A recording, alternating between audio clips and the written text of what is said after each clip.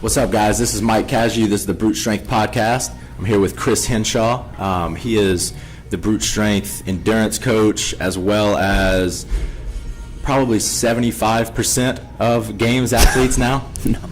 He's monopolizing the game. He also owns Aerobic Capacity, which is an endurance-only website where you can get personalized endurance programs and whatnot. You want to tell us a little bit about who you work with, who you have worked with, that kind of thing? Sure. So without a doubt, I'm an endurance coach into the CrossFit community. My main background is in endurance sports. Prior to CrossFit, I was a triathlete. I specialized in longer distance races, Ironman distance races, back a long time ago. So long ago it probably doesn't even count, but placed second in the Ironman World Championships.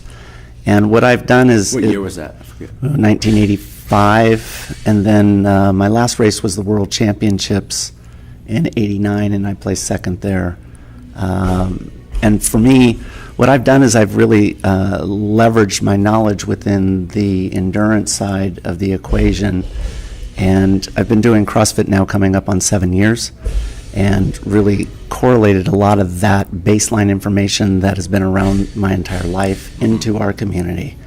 And I got to know Jason Kalipa. He approached me after being at NorCal about a year, and it was the strangest situation. I met him maybe 5 minutes one day in the gym, and then he called me 45 days later, and he said, this is Jason Kalipa. And it was such a surprise because I really had spent maybe 5 minutes of total time in talking to him, and Right. and he said, and it was strange. He says, I'm tired of placing last in every endurance event at the CrossFit. When was this exactly? So this was January of 2013. Okay, all right. And so he's like, so I'm tired of placing last in every endurance event at the CrossFit Games, and I've tried to solve the problem on my own, and I am coming to you because I'm interested to see if you would be my coach.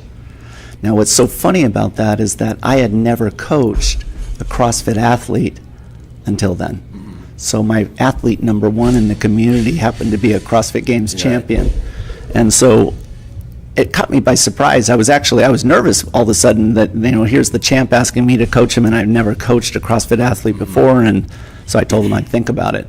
That's really interesting. I didn't know it was that recent. Oh, yeah. That's fascinating.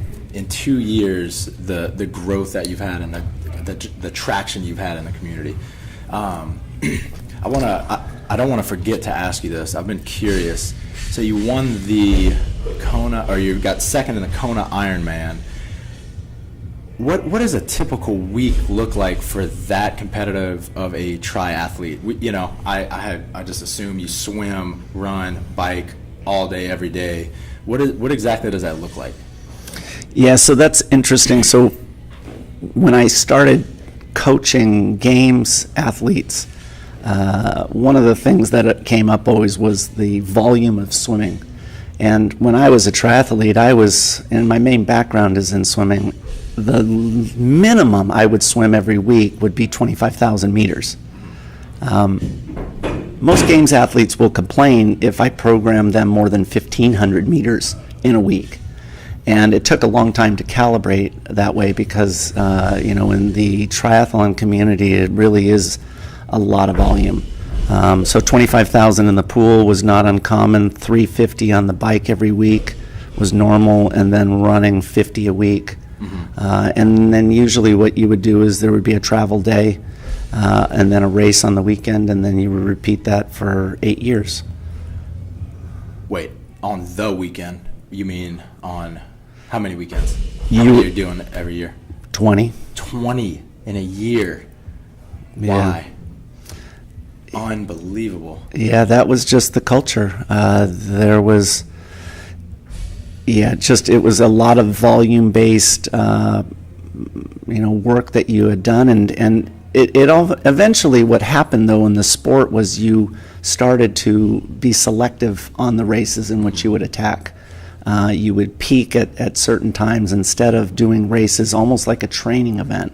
Right. And because competition got tougher and tougher. Absolutely. Yeah, so for me, what I ended up doing was really specializing in a couple of events throughout the year, and the main events would be those ones in the fall, like the Ironman in Hawaii. Mm-hmm. Yeah, especially mentally, there can't be a way to mentally prepare yourself for the, to win every single time 20 weeks out of the year, right?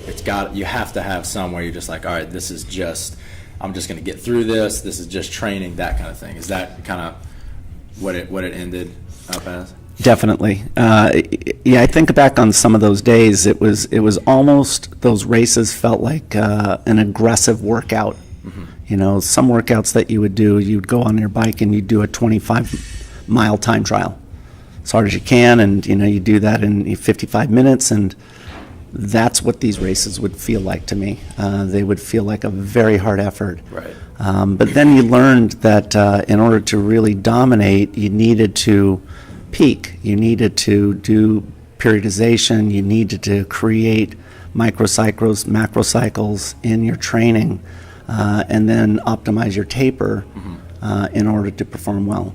And that's where the sport has evolved to now. No one is doing 20 races in the year, but that was the norm back in the 80s. Looking back on it now, would you have entered that many races? No. No? Okay. No, I mean, part of it is that you really do learn, and my dad once told me there's no replacement for a little gray hair, right? You learn along the way, right, and you capitalize on that real knowledge. I think that's what helps me as a coach, is that I'm really pulling from information that I've done myself. Right. Same thing on the workouts which I program. I do most of the workouts that I program, and that's why they're so tight, because I'm not putting in a bunch of slush in there, catch-alls. A lot of coaches, what they'll do is they'll program workouts and they'll say, well, I probably can get away with 2 minutes of rest here, but I'm going to give them 3 just in case, so that they could actually make the interval. Mm-hmm. So for me, being an athlete and doing the workouts myself, I do things tight. Mm-hmm. And I think that background that I have has really helped me, and learning from it and evolving. Right. Makes you more relatable to the athletes, right? Yeah, and I think that evolution as a coach and learning, no coach, it's funny, I went to the competitors course with Chris Spieler, Eric, and Chan, and Chris Spieler said no coach has it figured out in our community. He's absolutely right. Not close. Right. There's just so many things that we as coaches need to continuously learn, and CrossFit is a uniqueness on its own. Mm-hmm. And that's why I think that me in having 7 years in CrossFit has helped, but by no means have I it figured out at all. Still learning, and that's one of the reasons why I like voluntarily coaching a lot of athletes, is because I pick up a lot of data, which helps me become a better coach. Right. Yeah, I don't know if he coined this, but my buddy Mike Bledsoe said this is an ever-growing moving target, right? That's so true. Dave Castro does a good job of always keeping us on our toes, but for me personally, it keeps it really interesting, and it keeps me constantly learning. I mentioned about Spieler that no coach has it figured out, and Spieler's right. That if you think that you do have it figured out, you really don't have a clue. Right. For me, one of the things that I recognized is that you need data. I was I think actually one of the greatest things that's happened in CrossFit is Coach Glassman putting online programming up for free. He had come up with a new fitness methodology in Santa Cruz with a small number of athletes, and he thought that he had something of value. But the problem is that in order for him to validate his fitness methodology, he had to increase his sample size. And so what did he do? He put it up online, and he did it for free. And people flocked to it by the tens, and then the hundreds, and then the thousands. And within a very short amount of time, because of the population that was doing it, it validated everything that he was doing. And look what happened. Right. I mean, it created an entire industry of phenomenally skilled people, but also on a much lower level, general population, and doing GPP. And for me, when I looked at my approach and just starting with Jason, and we had really positive success, right? Jason was finishing last in every endurance event at the games, and then he gets second place on the podium, and that year he won 3 out of the 4 endurance events, and he placed second in the 4th. That had promise, but by no means can you say that you have a new approach with one athlete. Now, we had Garrett Fisher and Neil Maddox, but that wasn't nearly enough. And so for me to open it up with more, to validate what I was doing, at least being on the right track, is the direction. And I followed what Coach Glassman did, and that was, I'm going to coach any and all athletes for free. And I did that for 2 years. Anybody that came in, I made no money. And it was really strictly solely on, let's see whether or not that this approach that I have has merit. And that's why, I still have a lot of athletes that I work with, because, once I started with them and they started seeing gains, it's hard for them to leave. But they came because it was really an experiment. Right. Why don't you have every CrossFit athlete yet? It's so funny. It is a phenomenal amount of work. I was contacted by Rich Froning in November of 2014, and people come and how great is that to be able to coach a Rich Froning. But the anxiety and the stress that I have of taking someone on like that it's incredible. And the context that you need to think about it is that you've spent, let's say, 2.5 years trying to validate something, and then a Rich Froning comes along, 4-time champion, and what if you do make him faster as a runner, but it comes at a consequence of everything else? What if his numbers go down in terms of his lifts? What if his overall performance in Metcons goes down? Right. Okay, so what? You've improved his mile time, but everything else went down? That's not a good methodology. Right. And it was incredibly risky to take an athlete like that on. How's it going? The thing that I always talk about is whether or not an athlete is coachable. And a coachable athlete is someone who is willing to listen and do the things that you ask, not make modifications, people that are good at communicating. Rich Froning is an incredibly coachable athlete. He listens, he follows direction, he communicates. And because of that, we've had a lot of success together. That's awesome, man. So if I was a listener and I didn't have any background with you in particular, I would probably be pretty confused, because CrossFit is known as, the pyramid. The base is I'm talking about the pyramid they teach at the level 1. Yep. The base is what, metabolic or nutrition, then metabolic conditioning. So it's known as it builds your endurance, right? So why are you relevant? Why are people seeking you out? Just go wherever you want with that. So for me, I look at it more like a funnel. Instead of a pyramid, I look at it as a funnel, where at the top of the funnel, an athlete or an individual needs to have GPP. They need to have a baseline, and really CrossFit provides that.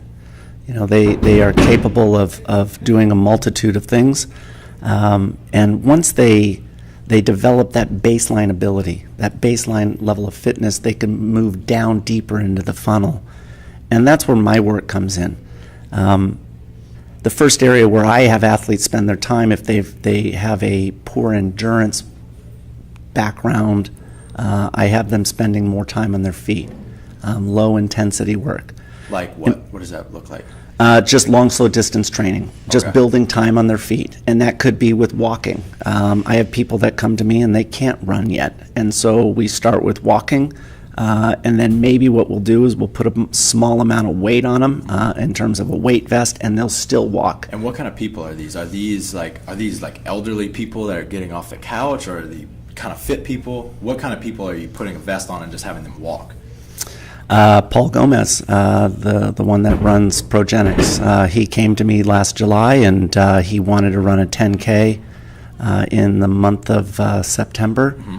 And that 10K was going to take him at least an hour. Right. And in order for him to become effective in terms of managing that time on his feet, I had to find some way of putting a comparable amount of time on his feet. Right. So what we did is we did rather than just sending him on a high volume run. Right. Okay.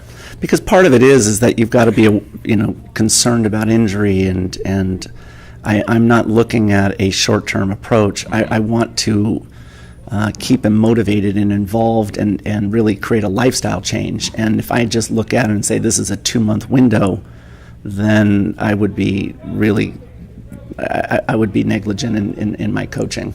I'm looking at it as I really want him to go long term, and I mean, it's interesting. Here we are a year later, and he's getting ready to run a half marathon next month. But we used a lot of weight vest early on, and 10% of his body weight, and it was a lot of hiking in the hills and trails, and heart rate was at the right point. He was getting the right metabolic stimulus from that, and then what we would do What does that mean? What we were interested in was really improving his ability of utilizing fat as a fuel, so that the hour duration wasn't going to be presenting him a problem in terms of drops in glycogen and things like that. So what I slowly started having them do was just transition out of wearing a weight vest, and we slowly did jogs in the middle of it, and now the other day he ran 10 miles. Wow. Which, if you know Paul Gomez, I mean, it's and he is one of my coachable athletes too. That is in a handful, top 5 of my favorite, the people that I work with, and for him, it's almost a miracle to be able to run 10. Mm-hmm. He's still CrossFitting 3 days a week. Yep. On top of it, but yeah, that is phenomenal. Yeah. He's doing a half, you said? He's doing a half, in the Big Island. And that's a major goal for him. It's incredible. If you think about his conditioning from the games last year when he contacted me to now, it's incredible. I think that's part of we as coaches, what we need to be focused on is, in my opinion, the number one thing that I drive for is confidence. I am trying to really create a level of confidence that these athletes have. Mm-hmm. And that comes from a number of areas, knowledge being one of them. I am really trying to educate these athletes on how to do this on their own. Right. The top thing that I'm really steering them to is whatever comes their way, that they can wrap their head around it and they can create a game plan, on how to attack it. And they're confident in that. And so a lot of my workouts are really geared around that, like personalization of pacing. Most CrossFit athletes have no idea when they look at a 333 of how to attack that. How would you attack that last 3 miles? What kind of pace would you do it, and how would you train for that? And so part of what I do is I spend, my time educating them, whatever comes their way, how to do an assessment. That's really interesting, because and that's probably the most interesting topic to me as far as sports go in general, just that psychological piece. And the way I look at it is a lot of communication, and teaching people to challenge whether it be fear or just self-doubt in general, that kind of thing. But the education piece is something entirely different, that just bleeds into all of their performance, right? If they don't absolutely rely on external things such as a coach, then how much more confident are they going to be, right? Right. Here's an example. So I have a bunch of athletes that are let's mentally challenged at certain points in a workout. So just take a mile for time. Most athletes, they will quit in that third lap, right? Because what happens is that third lap is the sticking point, and before they do that mile for time, when they assess that mile, they undervalue the difficulty of that third lap. So when they finally get to that third lap during the actual mile, because they underestimated the amount of suffering that they're going to be in, that they quit. Part of assessing a workout is looking at your own ability and how would you attack that workout? Where is that sticking point? So if you're looking at a mile for time as an example, you know that third lap is going to be difficult. You need to recognize before you start that event that point in time is going to be the worst. Right. And if you calibrate that difficulty, that perceived difficulty with the actual difficulty when you get there, you'll be successful. Right. So part of what I do is in my programming, if I have an athlete that is weak in a particular area mentally, like let's say they have a tendency to back off 2/3 to 3/4 of the way through the workout, then we as coaches, we need to address that. So what I will do is I will do, let's say, a 4-part workout on the track. And for simplicity's sake, what I'll do, let's just say it was a part, set 1 would be an 800, set 2 would be an 800, and set 4 would be an 800. But what set 3 would be, where they normally would quit, would be, let's say, 5 by 200 meters at a very aggressive pace with a small amount of rest. I will force them in that workout to hit that area where they quit the hardest. What I would do is I would create a workout that has 4 parts, and I would break it out, addressing really the focal point is in the weakness of where the athlete is. So if they typically quit at the 3/4 point, what I will do is I will make that section of the workout very aggressive. So for simplicity, if I did it, let's just say I did an 800 in set 1, 800 in set 2, and then an 800 in set 4. Set 3 would be 5 by 200 meters at an incredibly aggressive pace. And so it would force them mentally to recognize that when they're thinking of this workout before they do it, they're looking at it on paper and going, that set 3 is the core of the workout. Right. That's the sticking point. That's where I need to focus my time. That's where I need to focus my energy.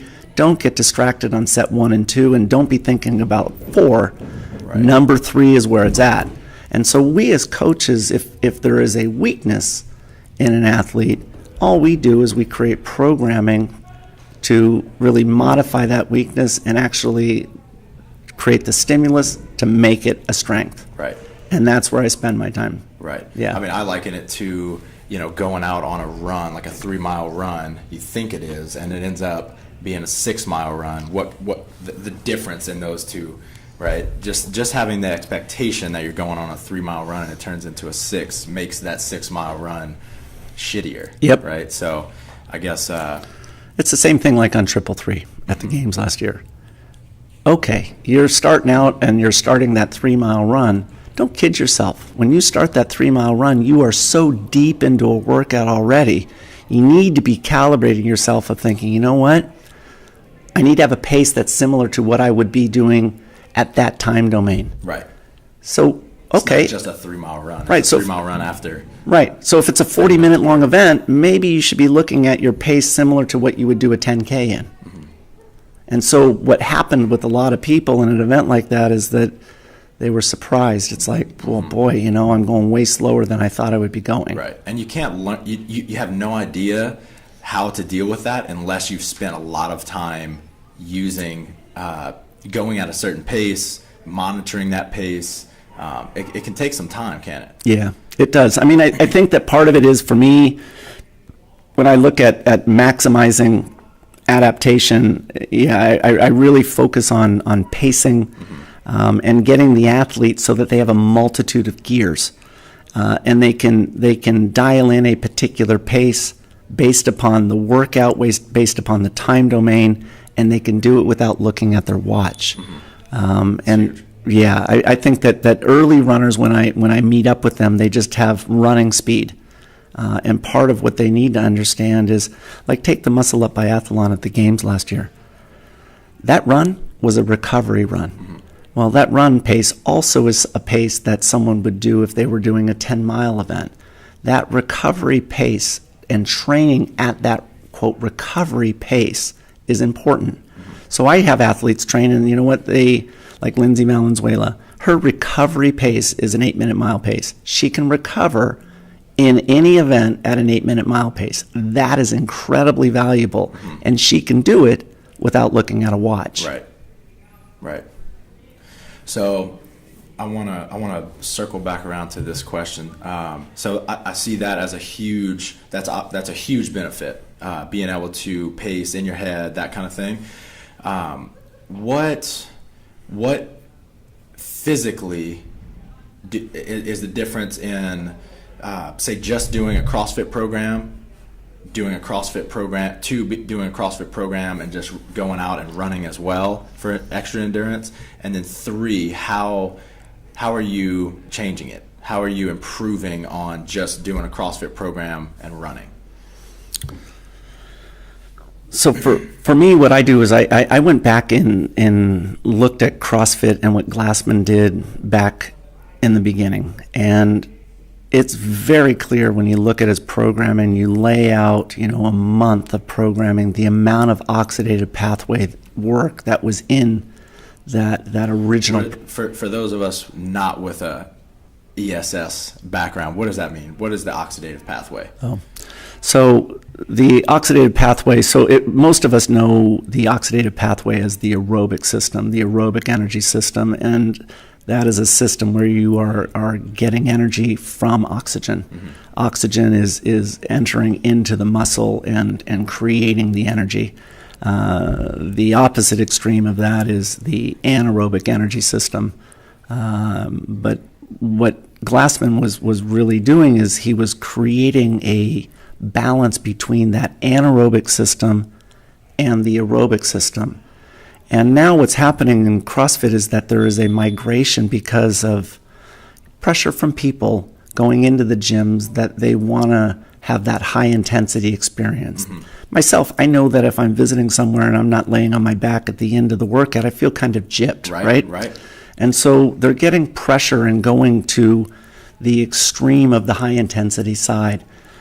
Meaning what? Like the 5 to 7 minute range, all out kind of stuff? Yeah. Okay. Yep. And they're forgetting what really Glassman created back in the day, which it's all about balance, mm-hmm. and creating balance within those metabolic pathways between that anaerobic system and the aerobic system.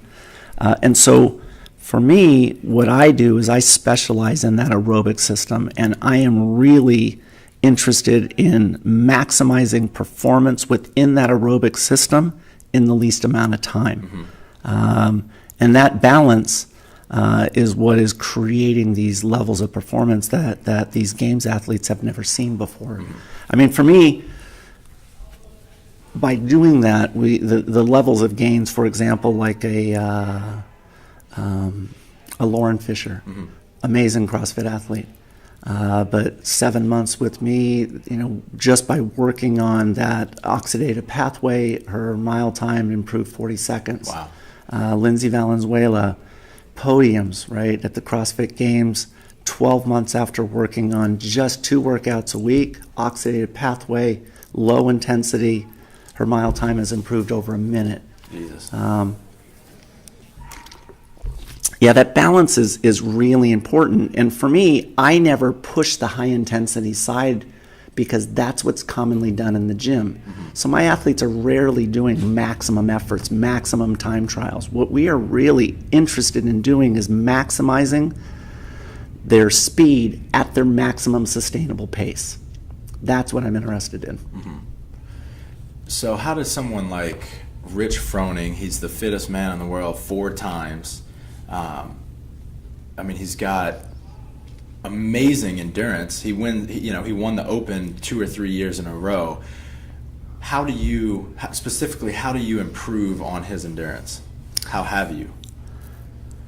So what's going on metabolically, physiologically that you're trying to change? So the key is that for everybody, they need to do an assessment of whether or not they need more speed in their diet, speed, strength, power, or whether or not they need more aerobic efficiency. They need to improve their aerobic system. And the way I do it is because I was fascinated, like when I watched the games on Rich Froning, that how is it possible that he wins the games, and this is all reflecting afterwards. Did that happen at, where he started walking? And it just, to me, I wanted, and I didn't know, what his strengths and weaknesses were. I don't. And every athlete, when you get to know them, they do have strengths and weaknesses. And Rich, I was really interested, and when I started working with him, I did the same thing with him that I do with every athlete. I'm interested in a short distance event, like a 400 for time. That's a very anaerobic, it's usually about 50-50 anaerobic. And then I take a mostly aerobic distance, such as a mile for time, and I look at the relationship between those two events. More specifically, what I'm looking for is how much is their speed slowing down from 400 meters to the mile. Now, back in the 70s, a guy by the name of Regal, he came out and he said, runners, there's a relationship between their rate of slowing. For every doubling of the distance that they go. Who was that? A guy by the name of Pete Regal. Okay. And it's published in Runner's World, and he found that on an elite level in the running community, runners slow down at a rate of around 6% for every doubling of the distance that they run. Now, in all of my work, and that was one of the reasons of having a large sample size, is CrossFitters are not elitist, right? They're not trying to specialize in being a runner. And so 6% is an elite level runner. What would it be for CrossFit? And what I'm finding is that number, it's somewhere in that 20% range. So for every doubling of the distance that a solid CrossFit athlete would go from 400 to 800 and then 800 to a mile, I'd like to see him slow around at 20%. Now, when Jason came on board, his rate of slowing was around 26.5%. So that told me that his weakness was, because that number was so high, he needed to work more on his oxidative pathway, develop a better aerobic system. Now myself, my number when I started doing CrossFit was around 8%. So what did that tell me? I need more speed in my diet. Right. I need more power in my diet. And that was work that I never even worked on. It's obvious. So when I got Rich Froning's number, his 400 time was 60 seconds. Not bad. His mile time was 6 minutes. So he was running 60 seconds for a 400, and individually they sound really good. Right. But the relationship between the two of them is what I was interested in. What does that put him at? Like a 28%. Okay. Yep. Now, that's probably the worst number that I've ever seen. And it wasn't a surprise based upon that he had an underdeveloped aerobic system in comparison to his speed. So for me, it highlighted his potential. That Rich Froning, with a small amount of proper training, I can improve his mile time down to 5:20. Small amount. And what I'm talking about is 2 days a week, maybe running 6 to 7 miles a week. That's it. And so, yeah, it was exciting for me. I mean, when you see a number like that at 28%, I mean, as a coach, you're like, wow, I can make this guy solid. Right. And, like I said, he is highly coachable. And because of that, his improvement has been dramatic. There's a sharp change in subject, but you and I talk a lot about the relationship of VO2 max and lactate threshold difference, and what kind of the biggest bang for our buck training wise. Can you speak to that a little bit? What is each, and how do you train both? So most of my games level athletes, they'll go out and they'll get their VO2 max tested. VO2 max, what it is it's the maximum amount of oxygen that you could bring in from the atmosphere and push through your muscle. Everybody has a limit. It's like a maximum heart rate. And the way they test this is that you wear a mask that measures your oxygen and carbon dioxide, and they put you typically on a treadmill. And they gradually increase the intensity, speed, and grade goes up as you increase the amount of time. And what they do is you continue, and they're looking at your oxygen consumption. So as the intensity goes up, your demand for more oxygen goes up. Eventually you hit a peak, and it tells you how much oxygen that you are able to process.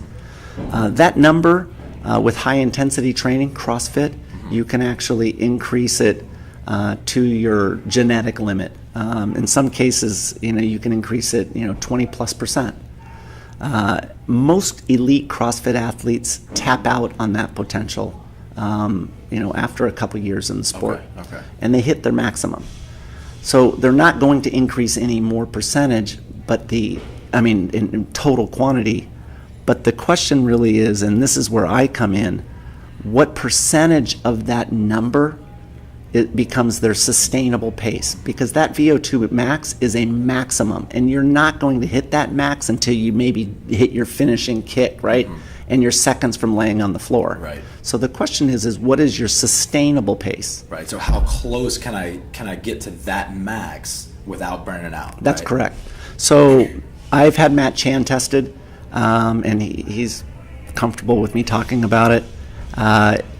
Because of his accident, it was after his accident, that his maximum sustainable pace, which lactate threshold, that when you get to that threshold level, lactate threshold, essentially think of it as the death zone when you're climbing Everest. If you stay below that death zone, you're fine. But if you go above that, eventually your body's going to shut you down and you'll eventually die. That threshold is really the same thing. You can go above it, but eventually your body's going to shut you down and push you below that limit. Yeah, once you reach that threshold, it's a quick drop, right? Right. Performance. Yep. Right. So you have an ability though of increasing that threshold higher and higher and pushing it up towards your VO2 max. Right. So Matt Chan had a lactate threshold number at 72%. Okay, gotcha. Very low. Now, since Julie Fouché is migrating out of the sport, I could talk about it. Julie Fouché has one of the most impressive aerobic systems I have ever seen. Her number is 95%. Jesus. So she has a phenomenally high VO2 max, but her lactate threshold number relative to her VO2 max is 95%. That means that Julie Fouché can operate until her glycogen stores are gone at 95%. Incredible. Of her. That's why she's so dominant. Incredible. Yeah, so there's, like I said earlier, every athlete has its strengths and weaknesses, and Julie Fouché is a phenomenal endurance athlete. I mean, that's a testament to Doug Chapman, and what he has done is there's a lot of volume on that side, and it has really developed that side of the equation for her. Right. So you said 2 years doing CrossFit workouts, you can get that VO2 max kind of to, you can tap it out, right? You can reach your genetic potential. And you'll start seeing gains in that VO2 max within 9 weeks. I mean, it's right. Something that happens fast. The improvements in lactate threshold, because those are more metabolic cellular level changes, right? On a mitochondria level, capillaries, all of that, right? Take more time, 24 weeks. But those are also adaptable. So somebody who has tapped their VO2, I spend my time in trying to maximize, like Matt Chan. Matt Chan has an ability of moving that 72 up into the 90s. That is pure performance gain. So how do the two trainings, how do they differ?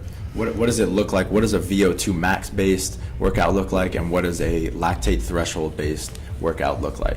Dude, that's an awesome question.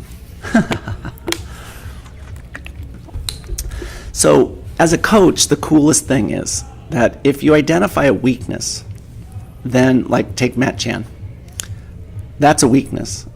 For me, it's easy now that I know what the weakness is to create a stimulus to make that into a strength. So what do? If his weakness is his lactate threshold percentage, I program workouts that have an intensity that is in and around that lactate threshold. The more time he spends at that threshold, then the greater the level of adaptation. Right. And what I'm trying to do is slowly move that up from 72 to 75 to 80 into the 90s. Right.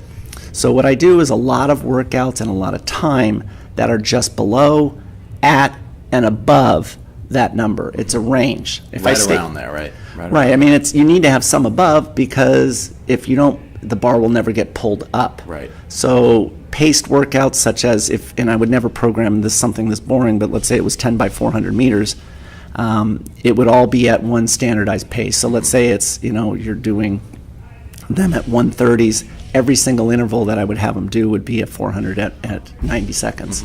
And the first couple of them would be easy for him, but pretty soon it would be at threshold, and then the last ones would be above it. And so a lot of the workouts, those lactate threshold workouts that I program, are based on that. The other area, like you had mentioned, is VO2 max. I am really interested in developing the pace that athletes can run at when they get to VO2 max. The key is that if I put you on the track and I said, hey, I want you to run 400 meters as fast as you possibly can, at the end of that 400 meters, I can get you to your VO2 max number. I can get you at 100% of it. But what value is that in terms of training? What I'm interested in is, how slow can I make you run and still get you to VO2 max? So in other words, you're going to run at a speed that is the slowest speed that you can run at, but eventually you will get to that VO2 max number. So a lot of data and the work that I do is I put someone and have them run 6 minutes and on the track, and I have them document how far they actually went. Now, typically in 6 minutes, that turns out to be that minimum speed that you run, and you will still get to VO2 max. So that is a typical number. So take, for example, and in my seminar I talk about this, is Rich Froning. I have a VO2 max, and I'm 52 years old at 62. Rich Froning has bumped his with our work from 62 to 72. So he's at a VO2 of higher than me. The question, though, is that Rich Froning has a higher VO2 max than me, but can he beat me in any running event? And the answer is no. So why is that? Rich Froning's speed at VO2 max is substantially less than mine. So at VO2 max, when he runs 6 minutes, he's covering 4.47 meters per second. I cover over 5 meters per second. So what I'm interested in doing is, Rich has a great VO2 max, but his speed at VO2 max is slow. My job is to increase that speed at his VO2 max pace. I mean, and that has to do with a lot of things, right? Running mechanics, lactate threshold, all of that stuff, body weight, all of that kind of stuff, right? Right, but it really has to do with the stimulus and the speed that he's training at. And so when I will program workouts, I will look at that rate of speed that that really maximizes adaptation. And that's a weakness of most CrossFit athletes, is that minimum speed that will get them to VO2 max. And so most of my programming is in and around that, as well as the speed at lactate threshold. Gotcha. So people, that's what they think, is that, they call this long, slow distance training. And there's a lot of, unfortunately, misinformation in our community about long, slow distance. Yeah, this is kind of considered, it's oxidative pathway, long or slow distance training, but, go to Julie Fouché. Yeah, at these intervals that she is doing, okay, it's long, slow distance interval training, but it's still 95% of her maximum. Wow. It hurts her real bad. Right. But she's just incredibly efficient. And so, yeah, don't be confused when you're looking at these things and go, oh, that's, not maximum effort work. It's not high intensity like in the gym. It's hard work. Right. I mean, it's brutal work, especially just the mental side. To repeatedly push yourself right to that limit is it's scary sometimes. Well, and then to be able to hold it, right? So part of what I really want people to understand is they need to look at a workout. I mean, here's the thing. Of all the things, if I only have, like take Camille. If she says, I only want to do 3 endurance workouts in a week, of all the million things that I can do for her, why that one? She needs to look at it and go, this I get it, and this provides value to me. And a lot of people, what they're doing is they're going to the track and you know, they're hearing, you know, oh, I'm going to go to the track and I'm going to run, you know, 400, and I'm going to hit that first one as hard as I can. I'm going to take my allotted rest, and then I'm going to hit the next one as hard as I can, and then the third one as hard as I can, and then I'm pretty much done because I can't do any more hard ones. And what they've done is they've hurt real bad on all 3 of those, but their speed has slowed because they're more and more fatigued as they progress into the workout. I'm not sure what that taught your body, right? What you did is you hurt real bad and you ran real slow.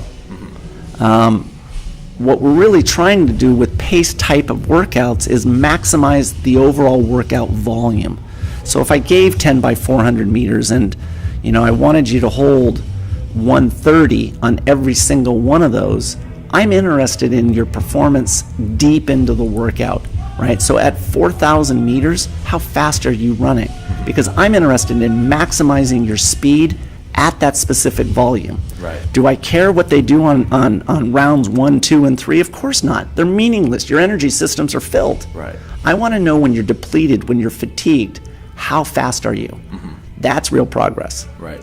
Yeah, I mean, and that's not speed work. Those first 3, you're treating almost as speed work, but if you're going to do speed work, then do speed work. Yeah, exactly. Go as fast as you possibly can, right? Right.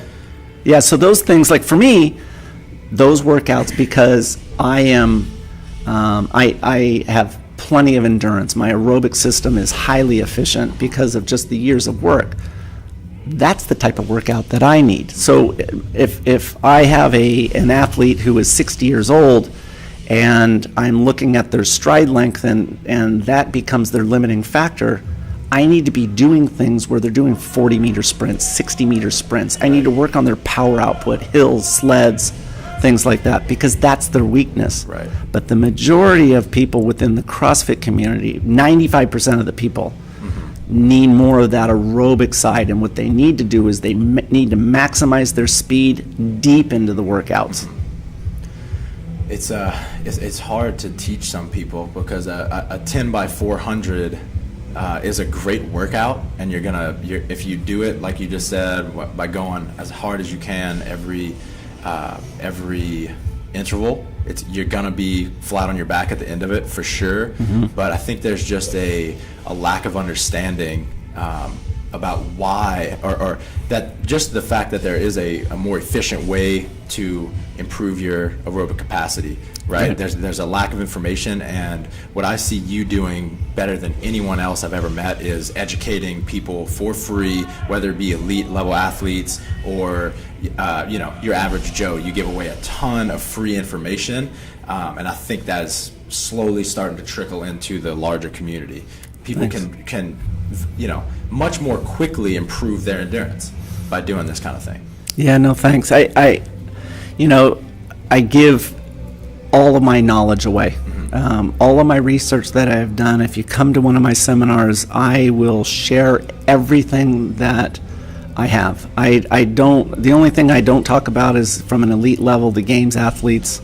Some of them limit, what I can talk about. Mm-hmm. But everything else, it's open season, and yeah, I really do give back to the community. I am so grateful for, when I started CrossFit, I was really beat up and damaged, and from just the mountain of work that I did in my triathlon days, and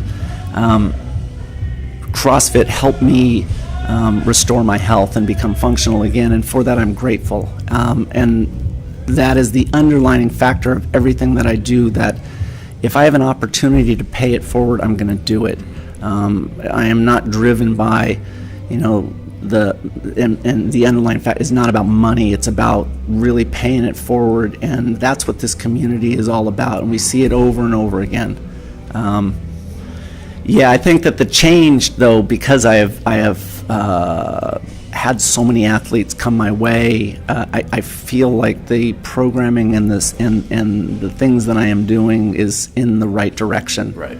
I really think that one of the things about Brute that is so fantastic, when we talked at the games last year about this, I think the thing that is so incredible is we're all about efficiency these days, no matter who you are. And if you are a 50-year-old man and you're working 60 hours a week, you don't have a lot of time. And if I have only 4 hours a week to exercise, I want that to be the highest and best use of my time.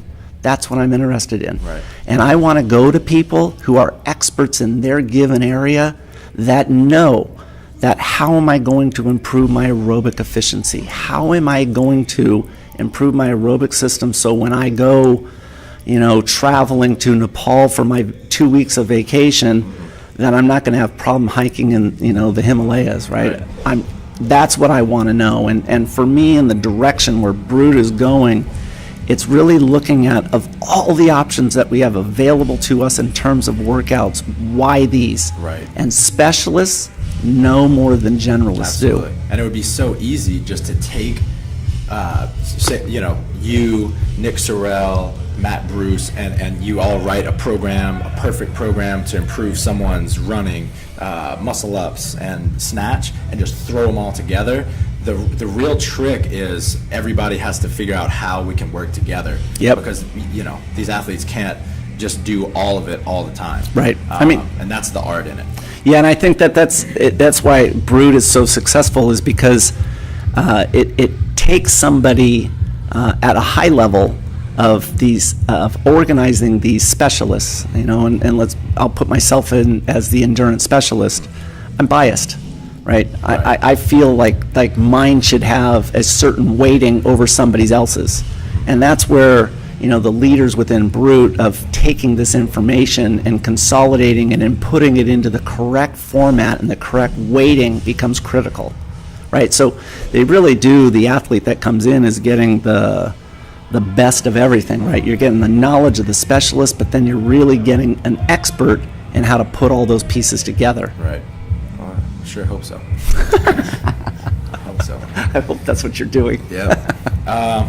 Awesome, man. I really appreciate this. I feel like we can have a few more of these in the future for sure. Where can they find you? What is it? Just aerobiccapacity.com, your own website? It is. So aerobiccapacity.com, there is online programming that is in there that is just running based. There's going to be a rowing based endurance program. It's 2 workouts a week. Just if you want to have supplementary work in your diet. Then there's also seminars that I'm doing, like I mentioned earlier. All of the information and the knowledge that I have picked up over the last 3+ years is given out in this. We cover it all. It's a 4-hour seminar, and those you can sign up for there as well. On ac.com? Yep. aerobiccapacity.com. Yep. What's your Instagram?